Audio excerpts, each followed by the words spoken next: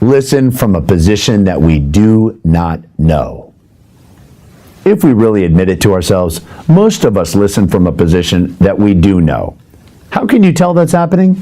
When you hear somebody say, oh yeah, I know.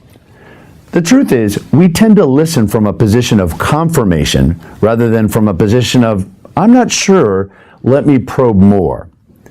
I had a gentleman in a course of mine who complained and said, my teenage daughter doesn't listen to me. What should I do? I said, with all due respect, sir, if I had your teenage daughter in the other room and I asked your teenage daughter, how does dad listen to you? What would she say? And he said, well, she'd probably say, I don't really listen that well.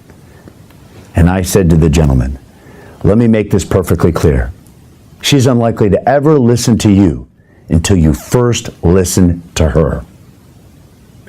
You know, when we really ask ourselves, the question is, how good are we at listening? And here's what I found out.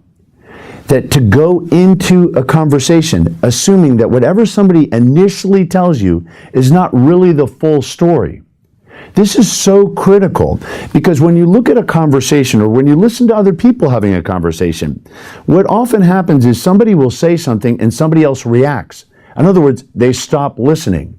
But if you go into it with the assumption of, they're not sharing with me the full story, then whatever they initially tell you, you're asking more follow-up questions. And then you ultimately find out the real story. And that has us be able to relate to the person and be able to resolve issues.